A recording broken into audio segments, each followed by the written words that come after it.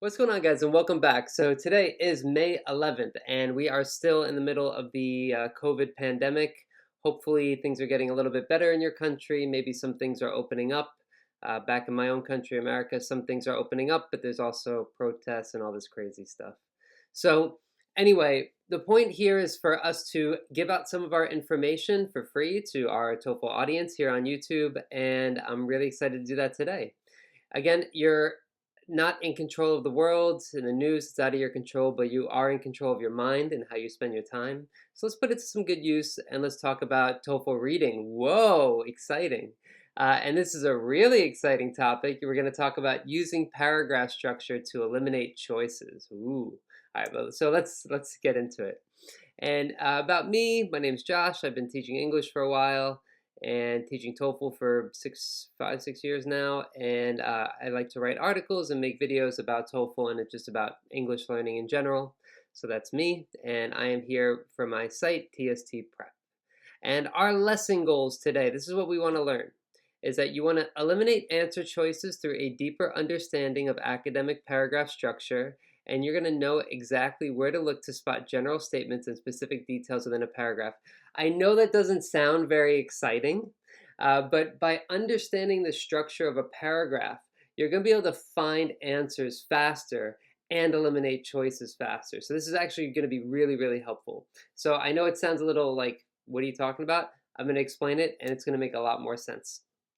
And I am here promoting our TOEFL emergency course, TOEFL preparation in just 5 hours. So you could read a 600-page TOEFL book, got a couple here, or you could enroll in the emergency course, everything you need in 5 hours, practice materials, tests, all that good stuff.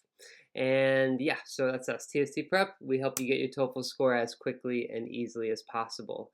And here's Vivek. He says some nice things about us, and that the tips and tricks told to me with a smiling face helped me to reduce my anxiety. So that's that, tstprep.com. All right, now let's talk about some strategy.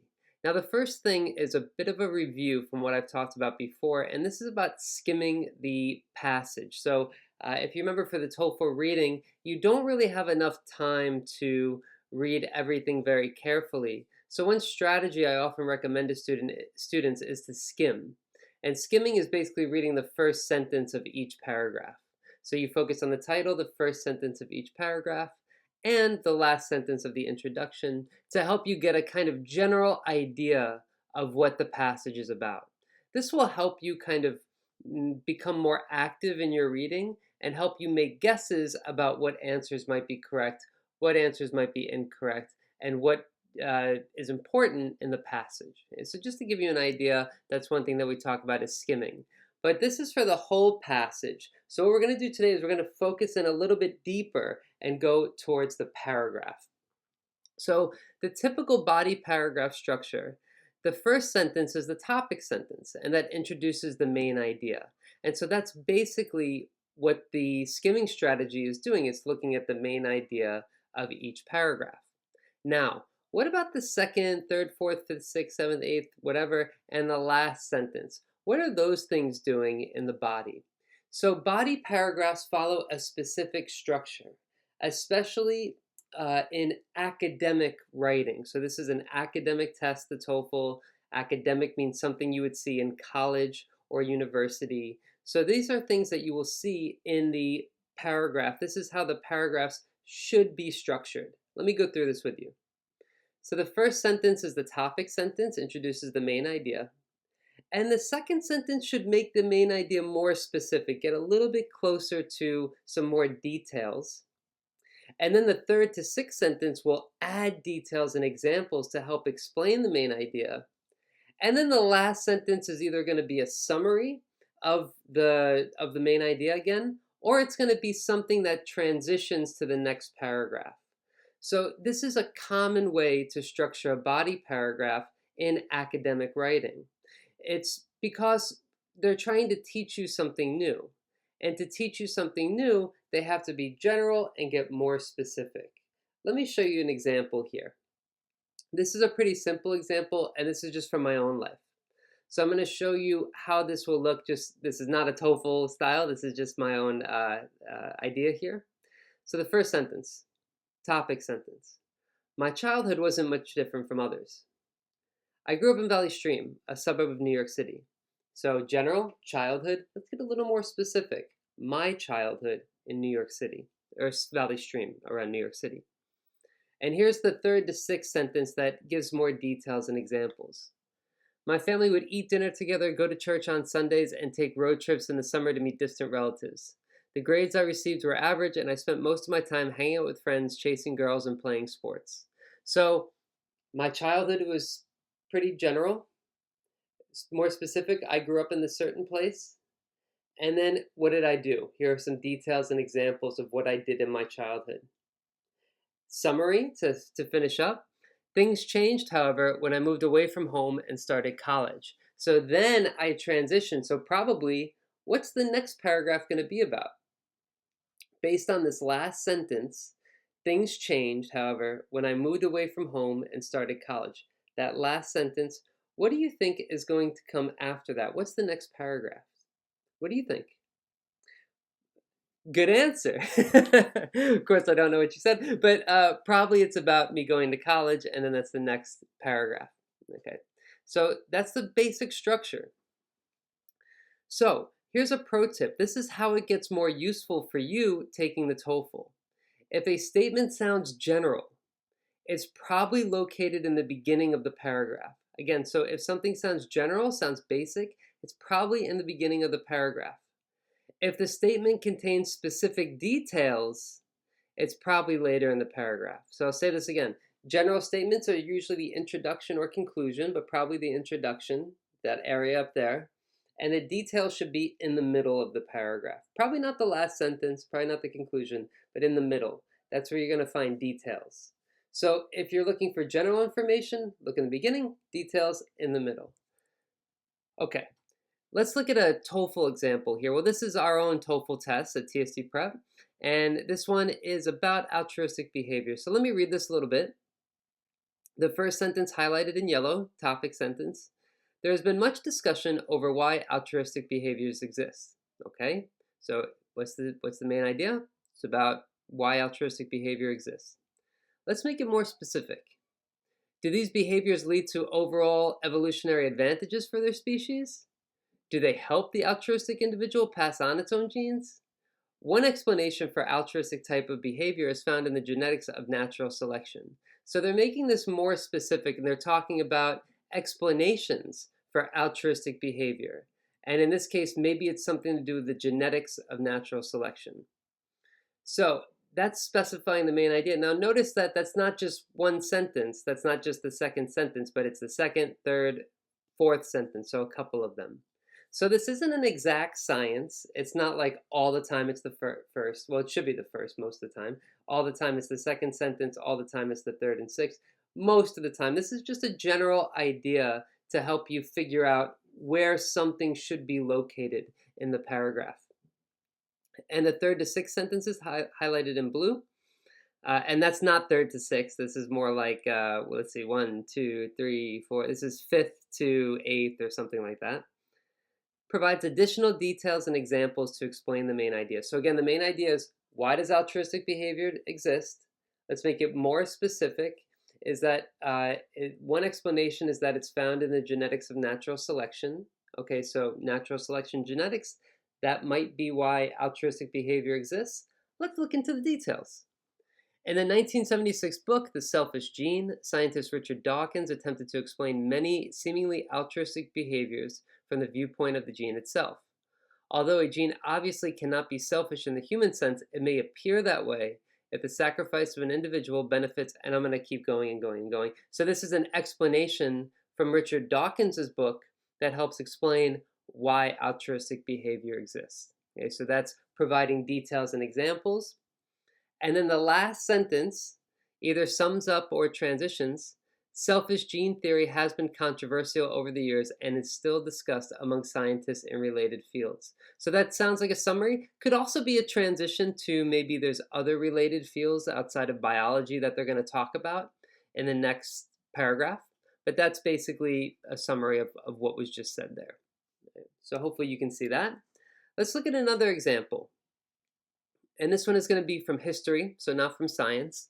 And again, hopefully you can see how this will help you answer questions faster for the TOEFL because you'll know where to look. Topic sentence: the history of Spanish exploration begins with the history of Spain itself. So, sounds like the history of Spain. During the 15th century, Spain hoped to gain advantage over its rival Portugal. Okay, so making it more specific. Spanish history. Topic sentence. Okay, where in Spanish history? Spanish history is pretty long. Okay, 15th century, Spain is trying to beat Portugal. Got it. Now, third to sixth sentence. This is where there's going to be more details and examples to explain this part and this main idea that Spanish history in the 15th century was Spain. The marriage of Ferdinand of Aragon and Isabella of Castile in 1469 unified Catholic Spain and began the process of building a nation that could compete for worldwide power. Since the 700s, much of Spain had been under Islamic rule, and King Ferdinand II and Queen Isabella I were determined to defeat the Muslims in Granada, the last Islamic stronghold in Spain. In 1492, they completed the centuries-long Christian conquest of the Spanish territory. So they're giving details and examples about 15th century Spain. They're going to war, they're fighting Muslims in Granada, and then they finally finish their conquest in 1492. Last sentence, sums up or transitions. This marked another step forward in the process of making Spain a European power, and Ferdinand and Isabella were now ready to look further afield. Okay, so they're now ready to look further afield. Let's see where they look further afield. This is actually about Columbus, so they're going to talk about giving Columbus money to travel to the Americas, or what they thought would be India, eventually. So again, main topic, getting more specific, details and examples, transition or summarize, next paragraph. All right, so hopefully that's clear. Now, how is this paragraph structure going to help you eliminate answer choices on test day? So let's look at a couple of examples to see how this will actually work. This is actually really helpful for insert text questions. So these questions where you have a sentence and you have to put it in a certain place, either A, B, C, or D. It'll look a little different on the test. There'll just be 4 black squares, but you basically have to pick the black square that it belongs to. Now let's look at this. Altruistic behaviors are not exclusively witnessed in humans. Now, does that sound general or specific? What do you think? And if you're wondering, what makes something general, what makes something specific, it's a good question. It's hard to explain. But basically, if something is specific, you don't have to explain it more. If I say in 1492, Columbus went to America, it's kind of specific. It's 1492, Columbus went to America. Okay. I could expand on that, and I could say more things like he had 3 ships and he went with other sailors, but I can't talk about that traveling in 1492, that specific detail. If I said Christopher Columbus was a great explorer, I have to explain that more. I didn't put a specific year. I didn't put a specific place. So in the first one, 1492 went to America. In the second one, I just said Columbus is a great explorer. That's very general. There's not specific places. So when you see specific details like place names or dates, that's more of a detail. So altruistic behaviors are not exclusively witnessed in humans. So that sounds pretty general to me. And so I'm going to start looking in the beginning at first, and I see A is the very first sentence. Now I'll read to get an idea of this. There's other strategies for this type of question that I'm not going to talk about so much, but this is just about paragraph structure. So I look at A, and it says behaviors that lower the fitness of the individual but increase fitness of others is termed altruistic. Okay. I don't see animals yet because it says not exclusively witnessed in humans. And then B says examples of such behaviors are seen widely across the animal kingdom. So B, altruistic behaviors are not exclusively witnessed in humans. Examples of such behavior are seen widely across the animal kingdom. So that will probably fit in B. I'll check C and D just in case, but B says they're not found only in humans. So after it will probably be animals, and there's animals right after B. So B is correct. And notice where that's located. It's a general statement located towards the beginning of the paragraph. Let's look at another example here. It says, Though it was not Asia, he still recognized the opportunities and wanted to share what he had learned about this new land. So is this general or more specific? So this one is a bit more specific. By the way, you can pause if you want to answer yourself. But so this one is a bit more specific. It says he, so it's some person that was talked about before. It has the word though, and so though is like saying but. So probably there might have been some information that came before that is building on it, building on this information. And it has, yeah, Asia more specific and he. So it's probably not A. It's probably not towards the beginning. I'm still going to check to see, but probably not A. It's probably not towards the beginning. It's probably a little bit later because we have he, so somebody's name was mentioned before, and we have though, and we have Asia, which is a specific detail. I'm going to start reading at the beginning. Many other Europeans followed in Columbus's footsteps, drawn by dreams of winning wealth by sailing west. Okay, so though it was not Asia, he still recognized opportunities. So he's not really talking about knowing if it was Asia or not. Okay, so probably not A.